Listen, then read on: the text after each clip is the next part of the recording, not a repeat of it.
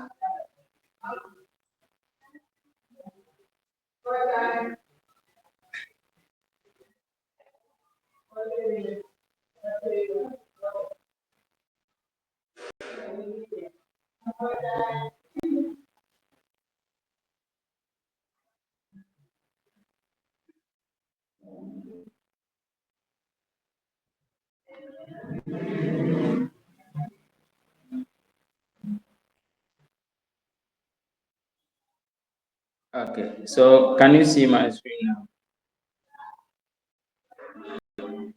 Yes.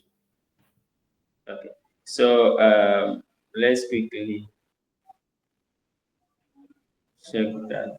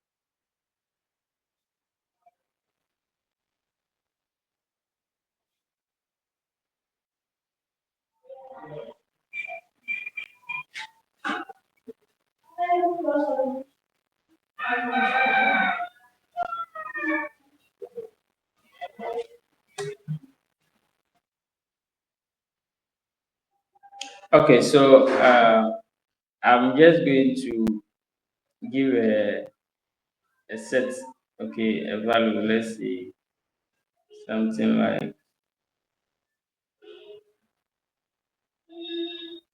king. My uh, set, okay, and I'll set. Are you the set constructor?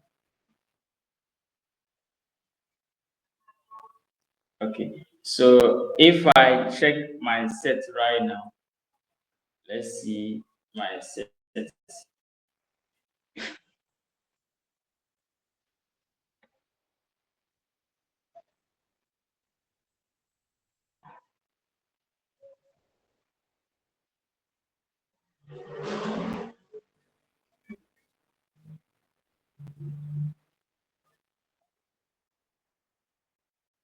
Okay, I did my set. So,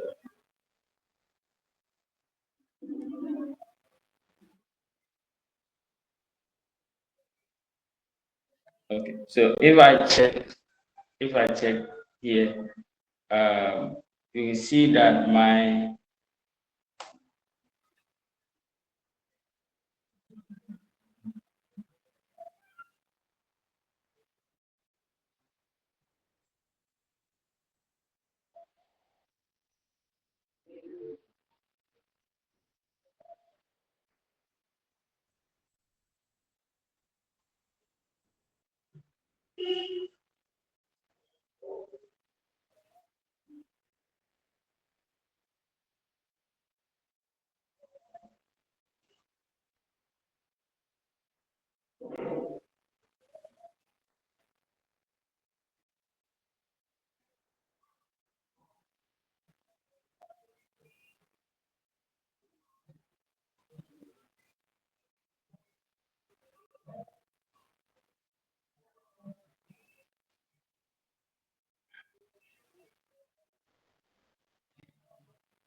so I just want to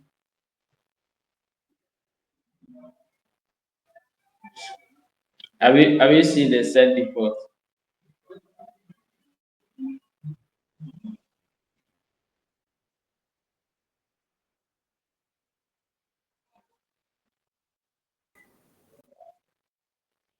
Hello. Yeah, hello. Yeah, I was asking you a question. I was asking that have you seen the set default? No, no. You've not seen it. No. I just want you to understand something.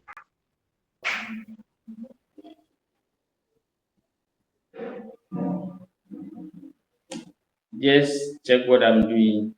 So now these are, so see inside, I'm going down, picking down to check if you can see set default there. So you can see these are the methods that are there.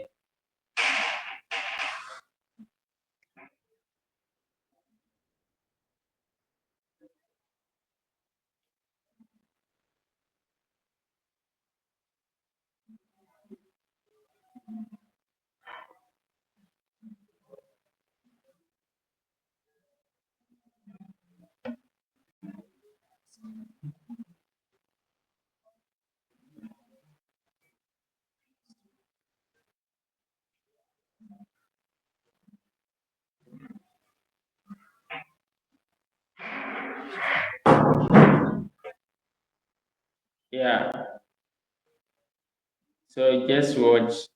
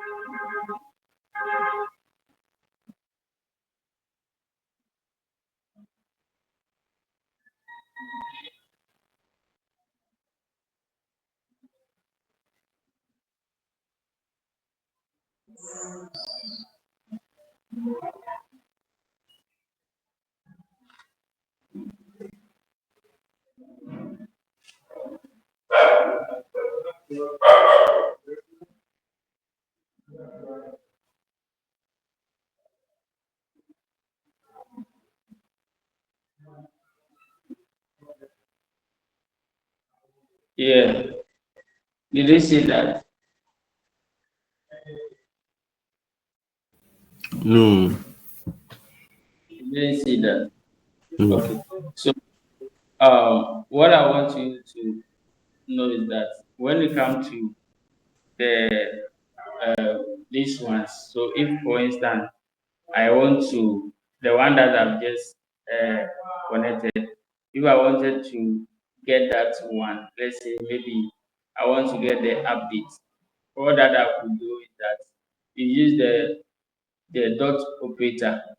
Okay, anything that is um, part of this, or maybe it's in the directory or part of as a sub directory to the main package. Okay, if you want to get any content from that, you use the dot operator to be able to access that. So okay, so when you don't have the dot operator working to that effect, then it will throw an error to you. Okay, so you receive an error message which will tell you that hey, you needed to add the error to the needed to add the dot operator to it before you can access that. Okay, so all these ones that you see here, all these ones that you see here, these are part of the directory. Okay, so if I do there, you will see. Okay, so I'll do help.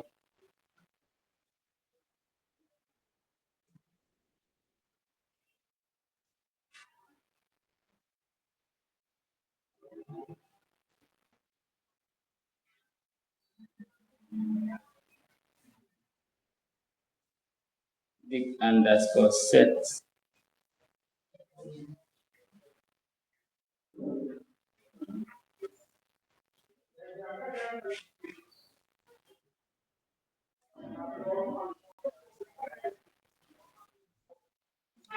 Okay, so now let's check through this. So now these are various methods that we can see. Okay, so we have to go through them one by. So you kindly check it as I'm going down. So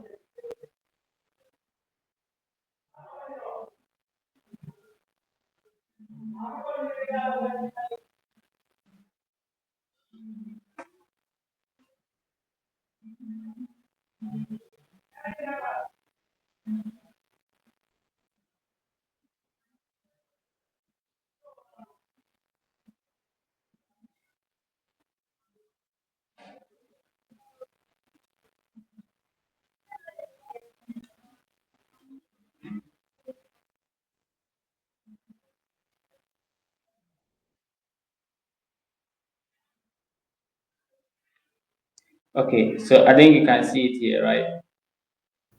Yes. Yeah. So now we have set default. So it tells you that it's a method of a dictionary, but then it's not part of what sets. Okay, so what you are saying this, so it's the dictionary. So once now you see it as a method, like I said, a method we have to use what we have to, if you want to get access to a method, what do we need to use? Uh, we need to use what? The dot operator. So it means that here we can insert element using dot operator. So you can insert a key with a value of a default if the key is not in the dictionary. So this only work when the key is not in the dictionary. So if the key is there, this one is not going to work. Okay. So now now that we've seen that set default is already here. So let's go back to our the question that you gave. So now I'll come down here, and we already know what exactly we needed to do. So let me end this one here. Okay. So now I have my dig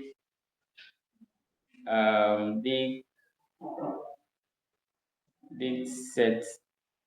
Is that what I did? Okay, so this set is considered as empty. So if I want to add an element to this, what do I need to do? Who can help me? I want to add an element to this. So I can, we all see that we use the key. Okay, so I can call this one. Who can help? It's empty. I want to add one to that. So, So mhm. you place the key you want to like if you place the key in what's the name, a square bracket, and you maybe this one, like if you want to add an element just beside the dig underscore set, you place a key in what's the name, a square bracket. Bracket. So I'm Uh-huh. going to put the key here and then say king. Okay, and then and what do I and you assign a value to the assign a key. value to? So assign a value to maybe Python. Let's do something like this. Okay, so this one is there. So per this, we already have this key already working. So if you call big underscore set, we should get this. Now we talk about the default. So if I want to use the default, what I needed to do is that you call the dig set dot. Now we can do the set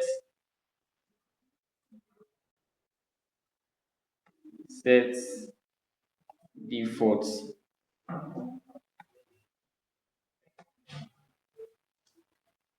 So here we can decide to place any key. So I can maybe say a key. I'm using integer as a key, and then I'll place a number as this.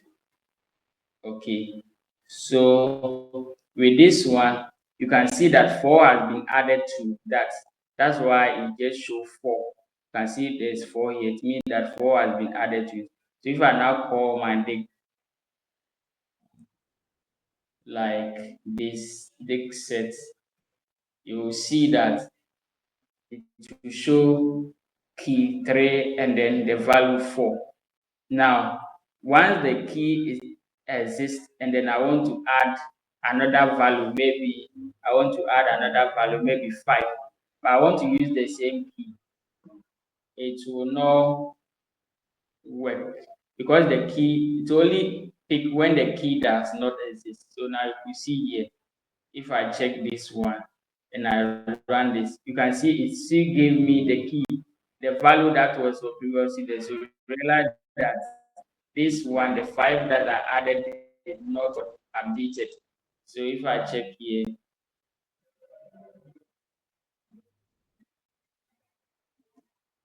now you can see that I still have the same value. So this is how we do the set. So anything that is a method of a class, okay, and you want to use it, you use the dot operator to be able to get that to work with, okay, like the way we did with the set intersection and all those things. Okay, so once it's the member of that class and it's a method, to use that method, you use the dot operator to be able to get that value to it. So I hope it's clear now.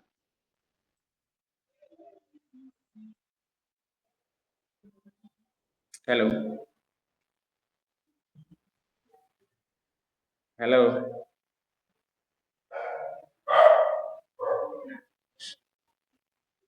Hello. Hello. Yeah. I'm asking you, I hope understanding is clear. Yes, please.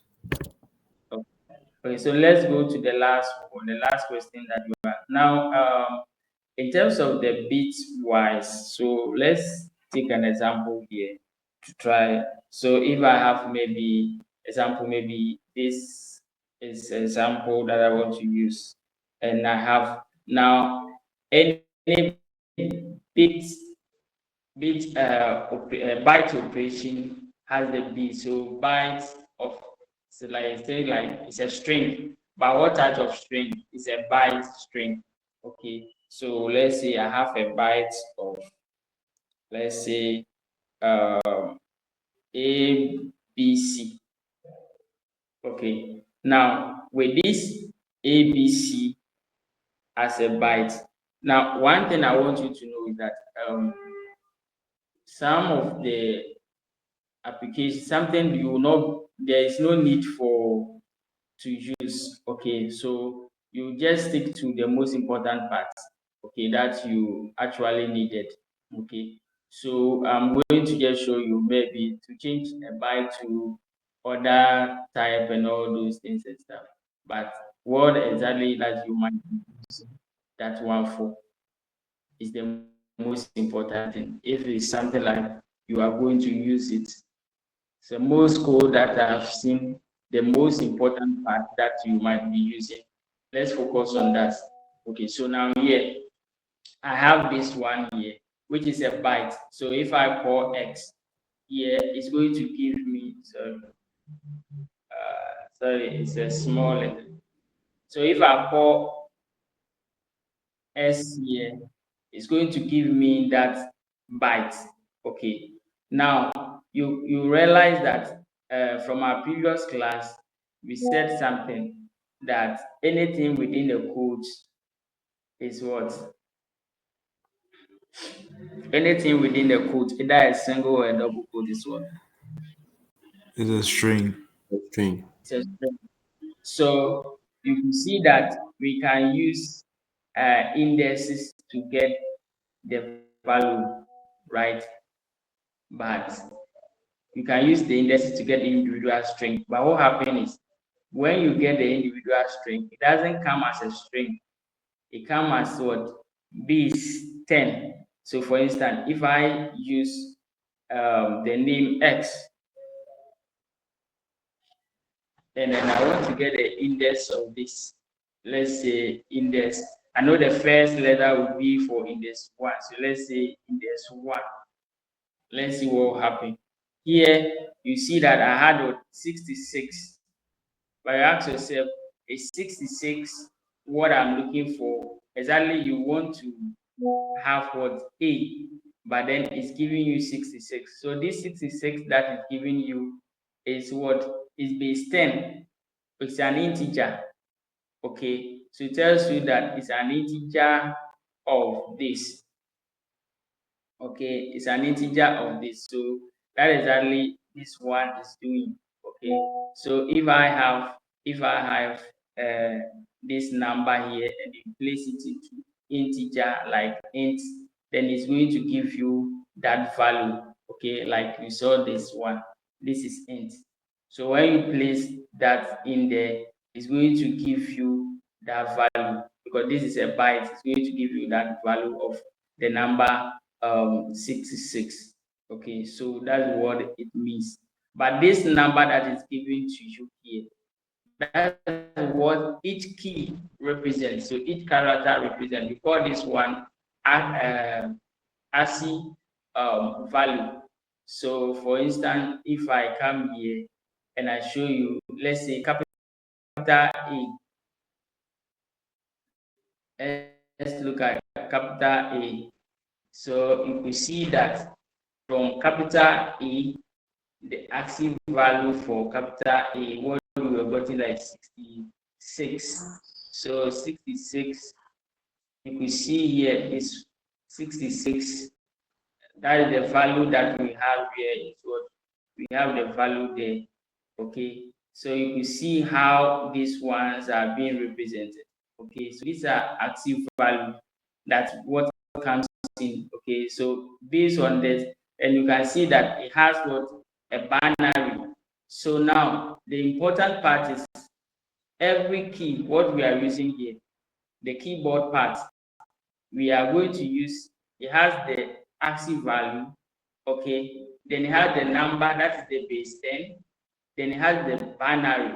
So if you want to convert anything, this is what exactly maybe you want to program and you want to go into, maybe you lower the data that you are using, you want to change it to the machine level, you can decide to go into the binary.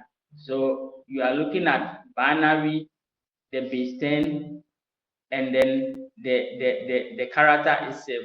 So these are what we need to look at. So you can see all these numbers here that you can see the number 1 and everything has the ASCII value that represents. So you can see here 0 is what is there.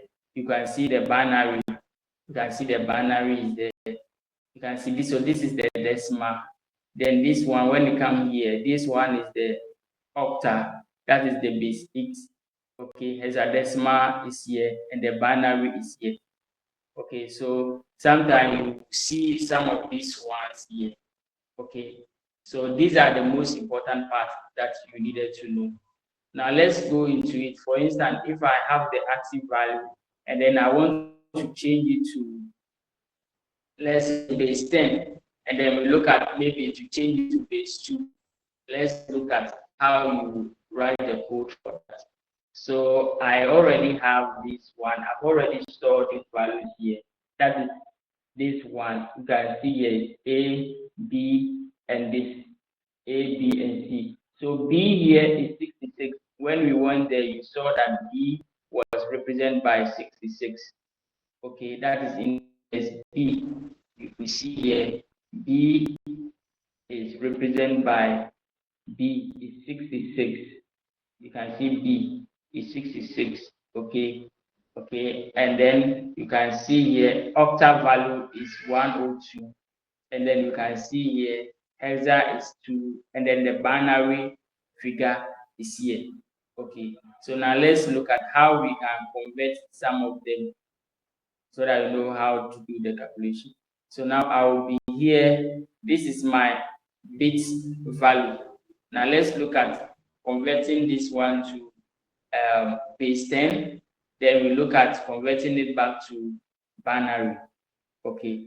So now to convert this one to base 10, I think last time we did something here that I believe you could remember.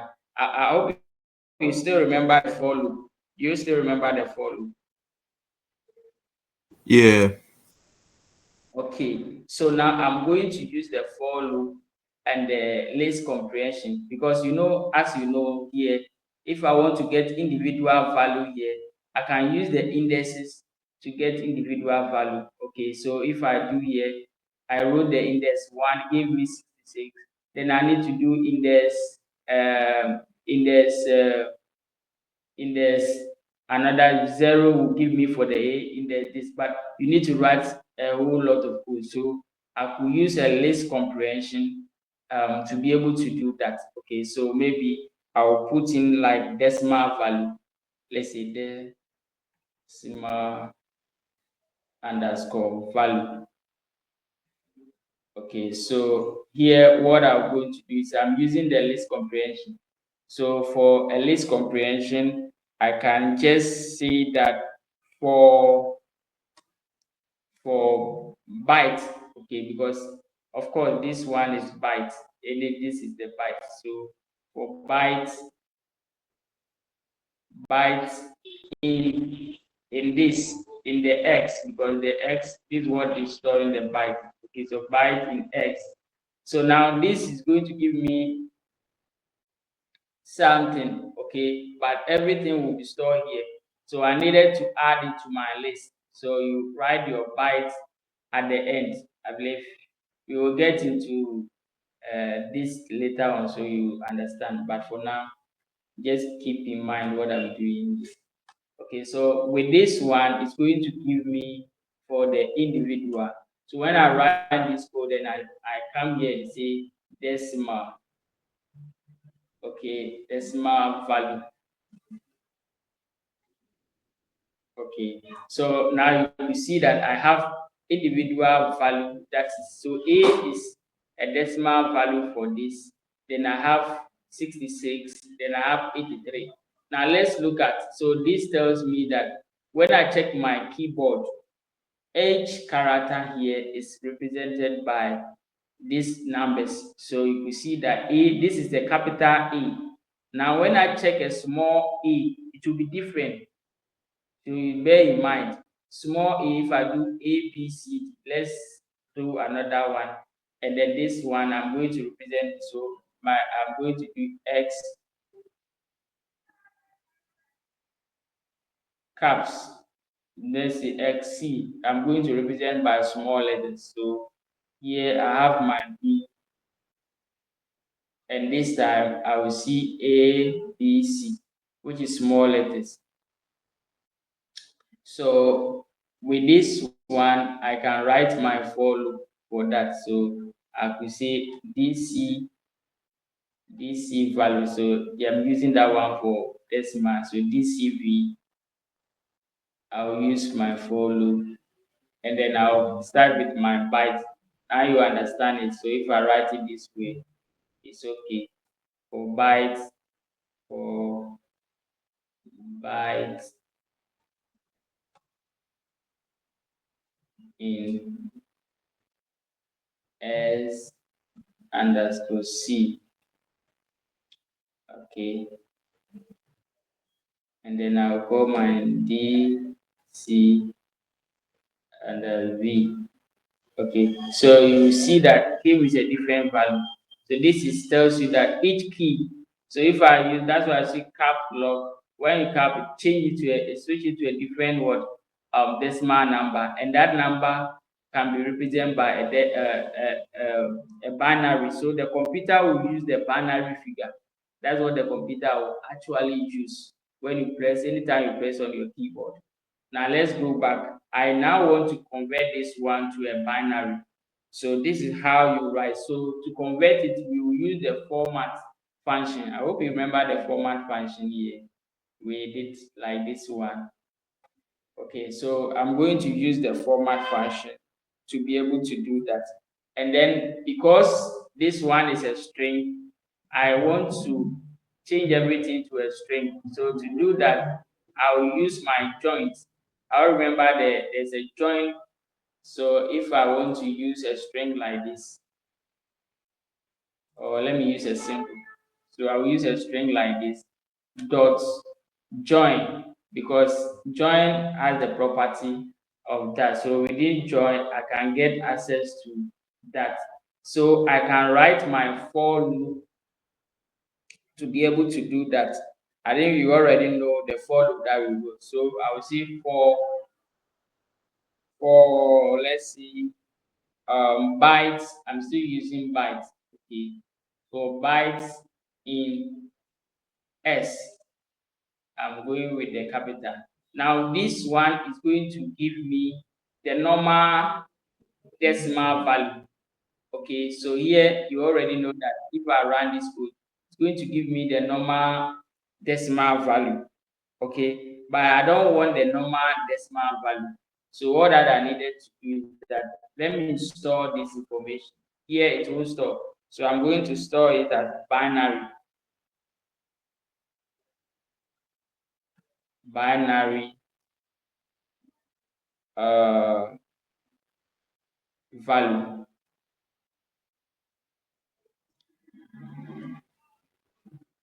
Okay, so once I come here, the next point is I need to change the format. So now I could have write byte here, but I want the byte here to be in a certain format. Okay, so the format that I'm going to use format function. So format function. So you already know the format. Format function. Now inside my format function, I can now place in the value. So now what I'm going to place it now from here, what I got was what, a byte. Okay, so I'll place my byte here. I could have get the byte here, and but the information that will come will be normal like this. I don't want that. So I'm formatting the output. Okay, so I will see bytes. Okay, and then I want it to be 8-digit character. If you can see here, if you come here, we come to the ASCII code. You could see that this one is 8 digits. So you see that it starts with what? 0, 1, 2, 3, 4, 5, 6, 7, 8. So it's 8. So all over that we see here is 8. So I need to make sure that mine is coming at 8. So 8 bits, that's what I want, 8 bits. So I want everything to be 8 bits. So that is where I'm doing my formatting from. So I'll come here and then do for the 8 bits. So to do that, what I needed to do is that we need to, now we start with this one is 0. Okay, we start with 0, then we have 8. So, and then the bits. Okay, so I want it to be 8 bits. Okay, so this is what I want it to look like. So now it's going to format everything that will come here and then join it together in one or string. So that is what I'm doing. Okay, so now you see that I've written this code. So I'm going to get that. Okay, so all this one that you see here, all the information that you see here is going to come in one format, okay, in binary. Okay, so let's run this code. So now if I call binary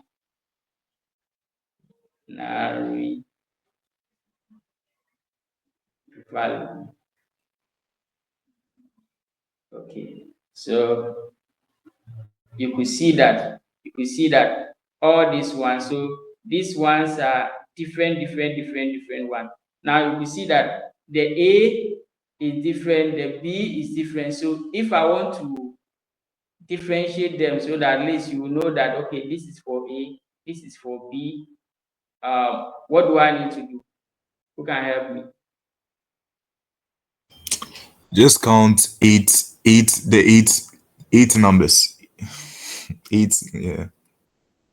No, I know that it has joined, but I just needed a Yeah. space. I just needed a space. So what do I need to do?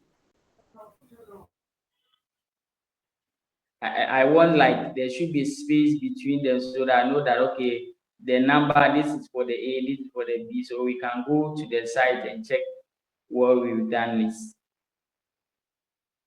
So you see the string here, because we are using this one to join. So all that I needed to do is to make sure that my string here, I should give a space. Okay, so if I come here, I should make sure that I leave a space here. Okay, so that it will actually differentiate both. Okay, so now if I type binary underscore value. Please, there's a mistake with the spelling. Yeah, thank you.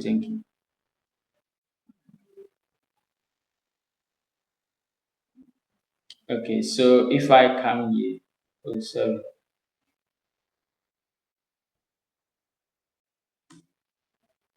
Now you can see here. So this one is 1, 2, 3, 4, 5, 6, 7, 8.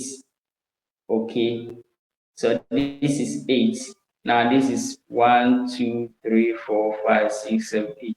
If I really want to get into a list so that you could know the difference, I will just call this one and then do. Do you remember the split? Yeah, that's split. Okay, so we could split everything. So now you can see that here make it very simple for us. So now you can see here, this is what I have. So this one is for E. Okay, this is for B, and this is for C. Now let's go to the side. You can see 0, 1, 0, 0, 0, 1. Then when we come to the side here, you can see the binary for, let's say, A. Okay, you can see that it's here 0, 1, 0, 0, 1. Okay, if we check through for the B, that is 66, which will give you 0, 1, 0, 0, 0, 1, 0. Okay, and then the C, which is this, which is 0, 1, 0, 0, 1, 1. Okay, so that is what we've gotten here. So you could do the same thing with the code to be able to get your octal values and stuff. But most important thing is mostly you look at the base 10 and then the binary.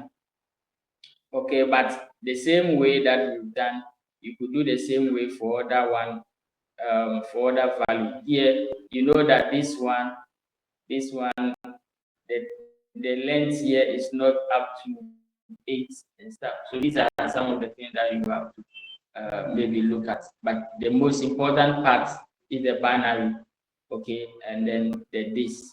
But all the code that we've done there can be done for all these ones. So for now, I think we've not done the for loop as a course, okay, as a topic. We've not treated it as a topic, but at least you should have in mind. Once you get the understanding of the for loop and all those things, you could come back and then do whatever that you want to actually do. So whatever that I'm typing with my keyboard is converting it back to binary. So that is the understanding. So if I type anything that you'll be typing, words, whatever you'll be doing, just converting it back to binary. But the default part, what is showing here is what is the base 10. Like when we did the index, we realized I came in base 10. So that is the default part. So if you want to get individual character as has been stored for the keyboard is coming as what the base 10 as an integer value. I hope it's clear. Yes, please. Okay. Okay, so now let's move on to what we'll be doing today.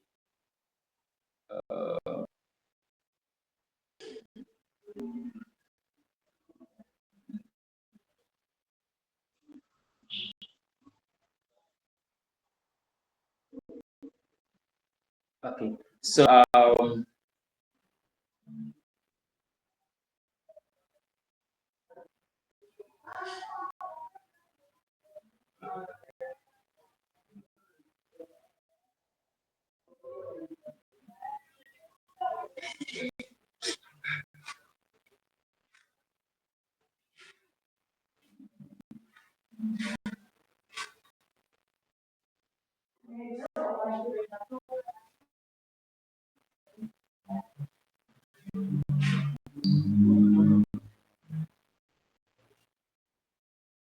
okay, so last time we did finish everything here. So now we look at using Python control structures. So that is the main topic for today. Using Python control structures.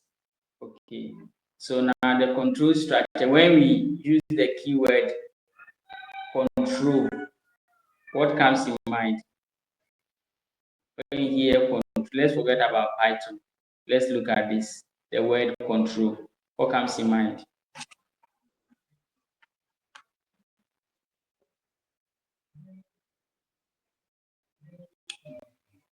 Hello.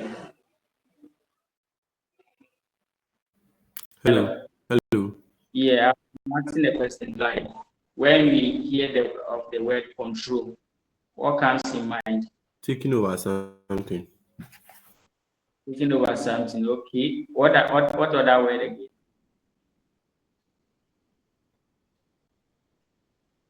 Handling. Okay. So that's good. So now you understand what we will be doing. Okay. So we really want to handle everything that we want to do.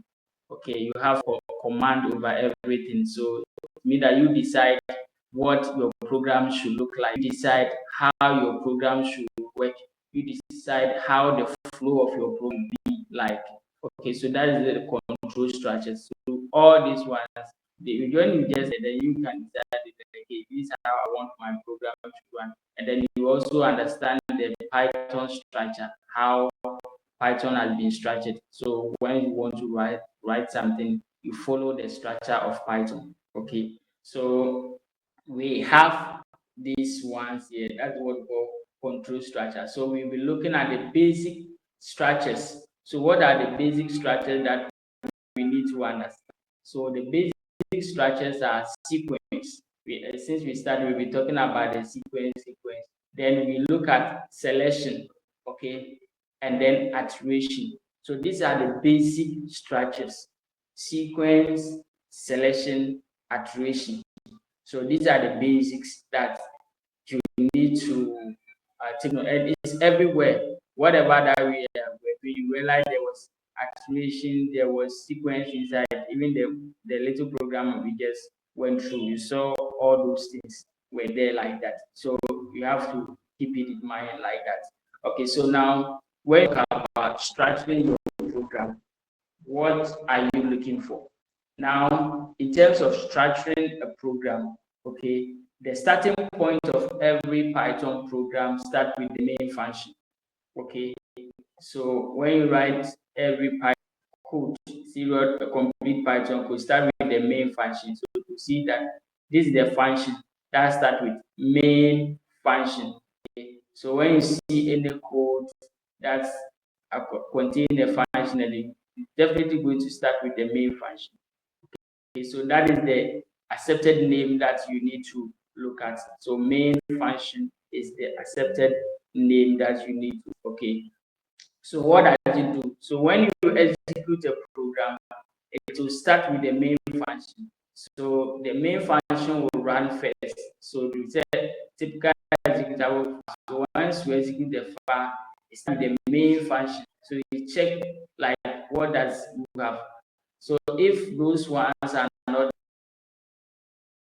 then it will look at Python file, then it will run. But this is a program where you call different functions and all those things, or different modules and stuff that you needed to run. Definitely you need to start with the main function. So that's where the code is going to start from. Okay.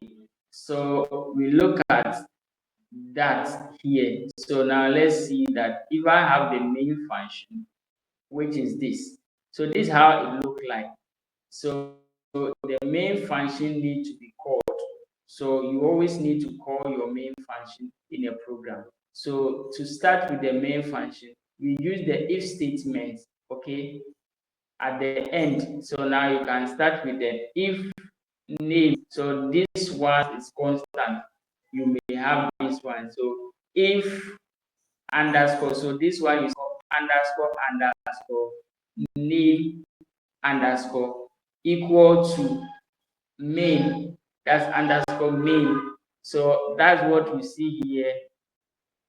Okay, then this is indent. Now this column that you see here, call it indent. Indent. Python does not use open and close brackets like other programming language. So it tells you that this is the open, like other programming language like Python and C. It will be like open brackets, and then everything will be inside. Okay, so this is indented block. So it means that all the code should be inside. It cannot start at the beginning. It should be like. So that's where you see we have the tab. Okay, so you see here is indented. So if it's a sometimes you can get indented error, it means that you are not within that block. So make sure that you are within the block. So when you have your indent here, this column there, you call the indent here, it means the main program now, this one is going to start with. So this, the if clause here will check if the main exists. So you can say name equal to main. So it will check if it's there, if it's true, like we already know that if statement is true. So if this one is there like that, then it's going to execute the main function. Okay, so that's what it does here. So in nutshell, as you see here, when Python detects that a program file is being executed by the interpreter rather than imported as a module, it sets the special variable, and that special variable is what for underscore name. Okay, note the double underscores on the either side. Okay, so this is a special variable. Okay, to main. So this is another one because this is your main variable. As you can see here, that you see here is the value that is going to check with. So my variable here will check with my value here. So it's going to check if this one is equal. When you say something is equal, definitely you are going to look at true. Okay, as a boolean. So this means that any code inside this if block, any code inside this if block is executed only when the script is run as as a main program, and not when the file is imported by another program. Okay, so when we want to run all these things, we are writing a program and want to use the main function, and that's where it's going to run. Okay, if the file is only ever if the file is only ever expected to be used as a module, then that is, we have here like the main function may be replaced by test function that executes a set of unit tests. Okay, so for instance, maybe you are running a test, not the main, you are still testing your code. Instead of you doing the main here, you use the test because you are testing your code. Okay, so to you as a unit test to be able to go through that. Okay, so that is the difference between the main and then the test function here. Now we come, so you'll be seeing some program like this, tells you that you are running this program as a main function, and then that is where your program will start running from. So when you see this, it shouldn't surprise you. So this is the main reason why you see this code. Okay, now let's look at using a services block and comment. Like I make mention of comment to you before. Like the comment means that you are running your code as what any comment that you give will be like a guide to you as a developer. It can also be as a note to other developer who may use your code. So anytime they look at it, they can actually know exactly what you were doing. Okay, so that is the commenting part. And you see that when you comment a code, Python does not run it. Okay, and then the comment side, we use the hashtag for a single comment. Okay, so if I use the hashtag for a single comment, if I want to use double comment, we use the triple quotes. So the triple quotes will be for double comment, and that one will not run. Okay, so if you don't assign, and you can also use a triple for another string when you want to use it for multiple lines. So that triple can be used for a comment, and it can also be used for multiple lines. So that is it. And the block is what I've just explained to you. Like here, a block of code may have a comment. So now we see here indent. So after the indent, the code that comes after the indent we call block. So here I will see the block statement. So this one is the first block statement. You can have when the next one will be, you have the second block statement. So these are block statements, and the sequences are what we've been talking about them. Like, you know, the sequence are the normal codes that I've been talking, like we may have a sequence where it's a particular pattern. Okay, so a list and a dictionary and all those things, they follow a particular pattern. So these are sequences that you could see. So if I have maybe numbers like 1, 2, 3, and 4, I can generate a number by using a function that we could use to generate a number like a range. So a range can generate a sequence of numbers for us, like maybe 1 to 10. Okay, so these are the sequences. So now you look at here, you see that most programming structure is a sequence of statements. Okay, that is one thing I want you to note, that this, take note of this. The most fundamental programming structure is a sequence of statements.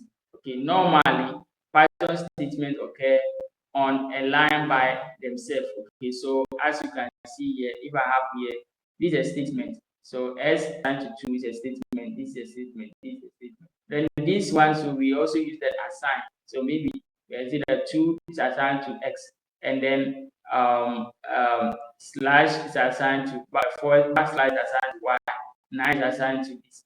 Okay, so you could say anything, or maybe divide assign how you put it. But in this case, the statements are all assignments. As you can see here, all these statements are what? Assignments. Okay, so other value statements include function calls.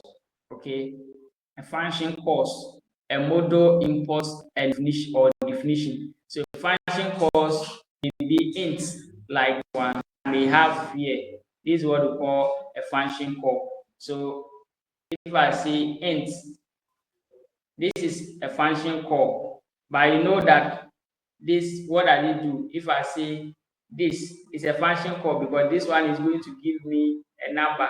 If I say this is a function call, this is a statement, this is a function call, you know that it's also going to give me empty string. Okay, it's a function call. If I call this dic, this is also a function call, sorry, for a dictionary. So this is also called a function call. When you do a function call, if I do set, this is also a function call. If I do list, this is also called a function call. So these are all function calls. So you assign them to whatever that you want to assign to. So we are saying that another one is what? A function call. So other value statement include function calls. So the function calls are what I'm listed there. So these are function calls. So models imported. So when you import a model, like the way we imported the collection. So for instance, if I say import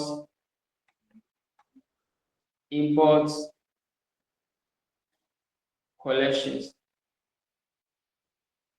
So these are module call. This is what we call module call. Okay. So this module calls is also all definitions. A definition will be, hey, I can define a function.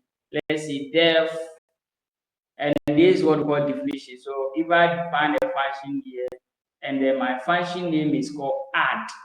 Okay, so that is my function name, and then I have maybe this function is just it doesn't have any parameter, or so I just call, and then I have to put in what it does. So what it's doing is maybe I'm just doing a simple addition, and say E, and then I'll assign it to maybe B plus C. Okay, so with this one I can call add. So this is also a function call. Okay, this is also called a function call. Then you could see that B is not specified. As you can see here, B is not specified because in actual sense I did not add them to this side. Okay, so that's why it's giving that error. Okay, so if for instance I've placed them into the value, so if I have done this, I just want you to understand this. So if I've done this, let's say A and then B, and then I'll come back here and say maybe answer, and then I'll say B plus C. Okay, so in that case, I've already defined that.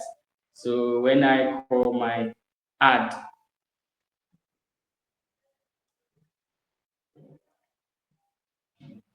so now you can see that here it's telling me that missing numbers. Why? Because I've already declared this one. So I need to put in my argument. Let's say maybe 2 and then 1. So in that case, I'm just saying add. So it's going to actually add something to me. But I realize that I'm still getting an error here because it's talking about a number here, which before I've already declared one there. That is how this one is just showing here. So you see that C plus the C is not defined.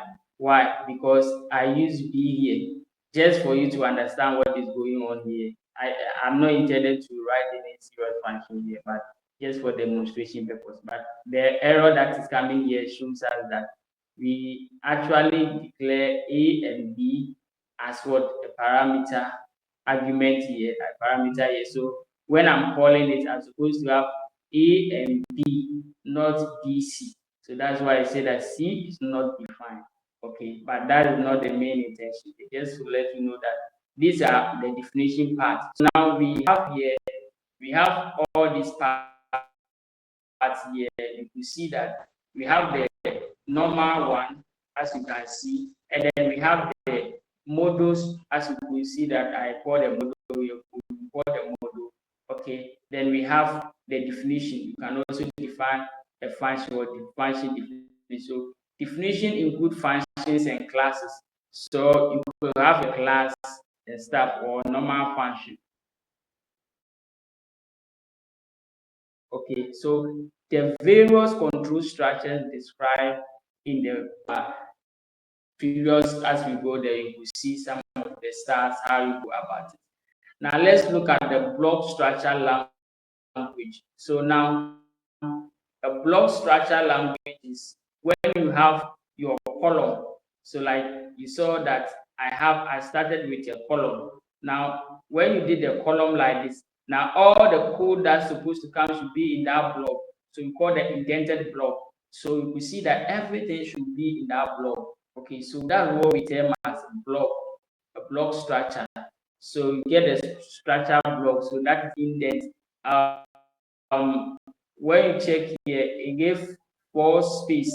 Like here, what you see when I hit on my tab, it give me 4 white space. So that is from here, like we do tap 4 times. That's what we get here. Okay. So when you do tap, it actually give you that. Okay. So it is set by default there. So that is what we see here. So this is the structure that we need to keep in mind. Okay.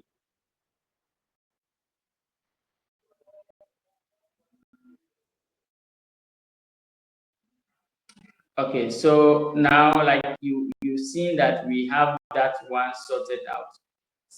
This, if for instance we are using IDE like Visual Studio Code and all those things, sometimes it makes all those things easy for us. Like the indents, you can set the indent for you. The moment you hit, it actually comes there, so you don't need to worry yourself. But as we are using the command for the interpreter itself, then anytime you need to do the tab for it to go in to be able to get that then sorted out.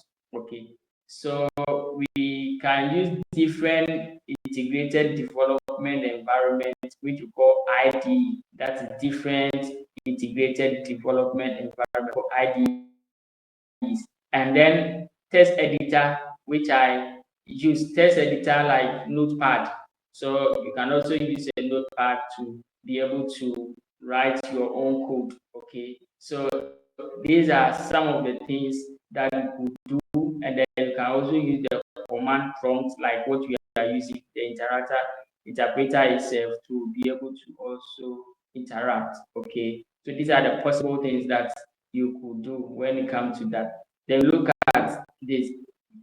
Here we are saying that if you use multiple programming tools, you may find you get indentation error reported because the two have different combination of tab and space. Okay, if possible, set up your editor to use space instead of tab. Okay, so if maybe for instance we want to use IDE, then you have to set that. So last time we realized that when I copied the code and we realized that the indent was wrong, so I have to work it out. So when you copy maybe somebody's code, maybe you are working on something, then you got help from another website. Once you understand it, when you add it, you have to check the indent and see that if everything is correct. Okay, and if not correct, you have to set it right. Some IDE, the moment you place the code, automatically detect it and set it for you. Okay, but I feel like when you understand and you know all these things, always you know how you go about it. Okay, so the first piece, like I did, you can do the first piece or the tab. As we started, I've been using the tab. I'm not using the space. So if I'm here, I just click on tab, then I'll come in here. Okay, so that my indent will be correct. Okay, so once I'm done, and I hit enter and then that. So that is one thing, and you can also use the tab, okay, on your keyboard, or you can use the space bar on your keyboard and hit 4 and 1, 2, 3, 4, and it goes. So which one that you prefer? But once you get into IDE, that's one you are going to actually use the IDE space to be able to do that. So let's look at selecting and executing path. Okay, what we are saying that Python supports a limited set of selection options. So we look at the most basic structure is this. Okay, so the most basic of selection is what if else if else. So these are the selection structure, because whatever that you want to do, there's a condition, and each condition you must have an option. So that is the selection. So if today you are not joining this class, probably you may have an assignment somewhere that has maybe prevented you from joining the session today. Yesterday, we are supposed to have a class, but then because it makes it I have to send you a notification that hey, I'll be engaged in this series, so we will not have our class as normal as we do, so we reschedule. So that is an option. So that's where we have for if. So if this class is not coming on, and that's where the boolean comes in. So if conditions, so if it's not coming on, that is off. It means that we can have a session. Then I'll give you the default message. So my default message is what comes at else. So the else means here, the else part that you see here, there's no condition at this point. So here means that a default message must come. So my default message yesterday, after my condition, my default message will come. So maybe I didn't have any condition for you, then automatically the default message will pop up. Okay, and tell you now on WhatsApp, some of them use the business WhatsApp. You set in such a way that the moment you send a message, the default message will come. So thank you for contacting me. I'm not available, but I will get back to you. That's the default of condition based on when you reply, because you've not had the conversation with that person before. That's the first. So the moment they send you a notification that hey, I'm not available at this moment, I will get back to you. That is not the person who sent you that, but they have set that one before. So that is the selection part. So selecting part, we'll be looking at if, else, if, and else. Okay, so these are the basic that we'll be dealing with in terms of our condition and stuff. Okay, so you notice here that we have the column. You can see here we have the column. So this column here with the block will give us the block. So after this column, give us now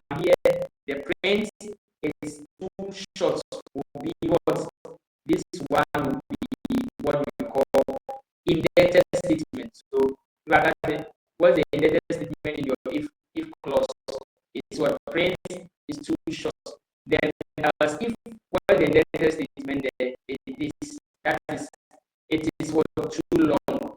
Okay, and the else has no, so else plus that verb. So now this one is there's no condition. So it just gives you whatever. The condition here is this is the condition. Check if the page that you are referring to less than 9, then it should give you this message. Say no.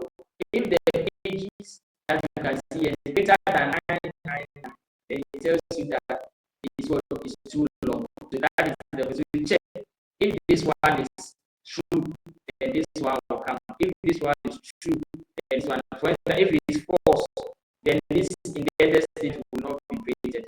If this one is false, then this independent statement will not be created. Then to the else, at the else block, there's no issue.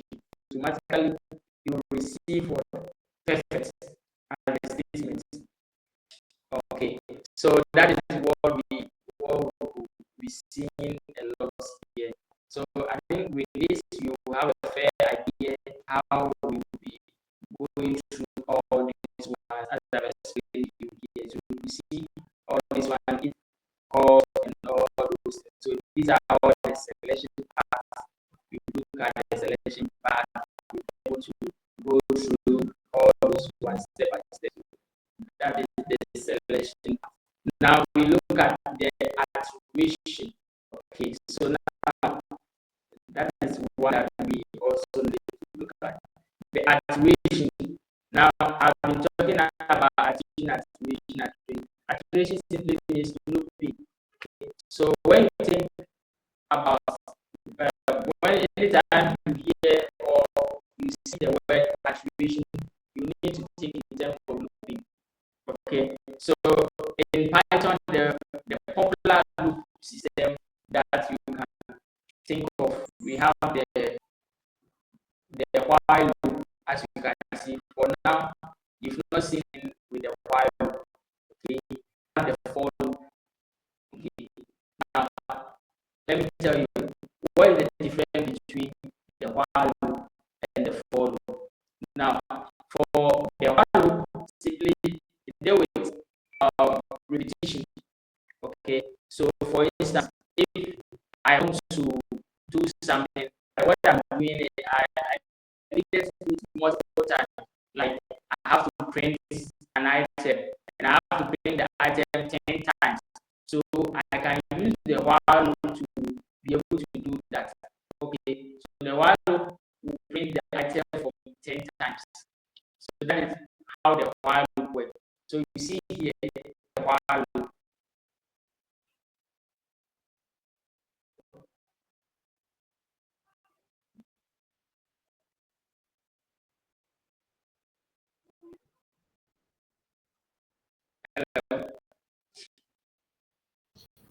Hello. Yeah, please can you see this? Yes, please. So let's go back. So now you see the while loop. For while loop, as you see here, you can see the while. This was the Boolean expression. So the condition here might be true. So always there's a Boolean, there's a true or false. Okay, so the moment the condition here, the Boolean expression becomes false, the while loop will stop what exiting. Okay, so now this is the code. So this is a block of code that needs to be executed. Okay, and then you can have another block or another block. Okay, so now everything here after this one, this index, then the code must be inside the while. Okay, what happens is a while loop is having initialization. So you need to initialize a while loop. Then we have what we call incrementer. Then we need to increment the while loop. So for instance, let's do a simple while loop exercise. So I'll come to my screen here, and then what I'm going to do is that maybe I want to print numbers. I can print a number like maybe printing a number like, let's say 1. Let's say print 1. So I need to write a code like that, write another code again, print 2. Like it's too boring. Okay, to do that over and over again. So you can write a while. So you realize that this action is a repetitive task, something that is repeating itself. So why don't I use maybe a loop system to be able to do this once and for all, instead of me doing all these things once and over and over again. So that's where while loop comes in. So the while loop starts with what? First thing, you need to initialize the value. So maybe I can put my initial value and say maybe a key. I'm using a key as an initial value, and maybe I'm starting with 1. So that is my key. So after the key, you set your while. So you have your while like this. So while, and then you may have your condition. So you saw that they have the condition expression. So my condition is if maybe key is let's say less than, if I use, because now this one is 1. So if maybe if the key is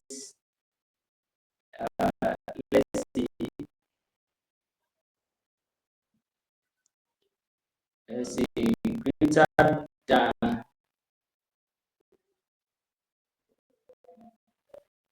5. So if the key is greater than 5, okay. So I'm giving this 1 here. So if the key is greater than 4, you can move and over. If it's greater than 5, so to check here, the key here 1 is. So this code that I've just written, what will be the implication here? Who can tell me?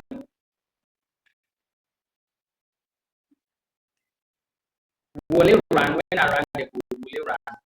Looking at my condition. No. It will not, right?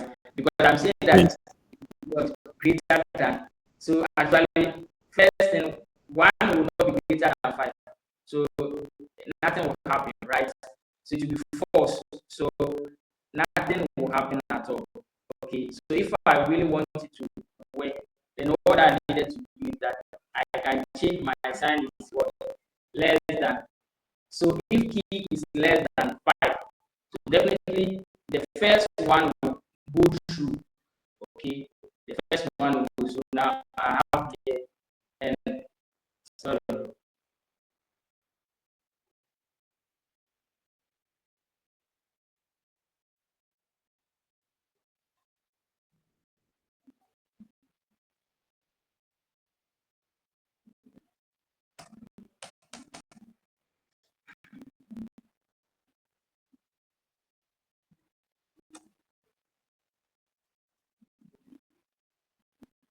Okay, so now I have here.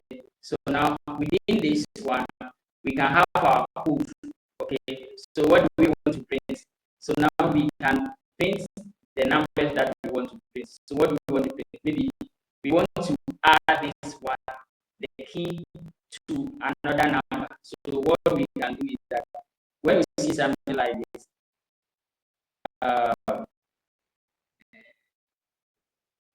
let's see.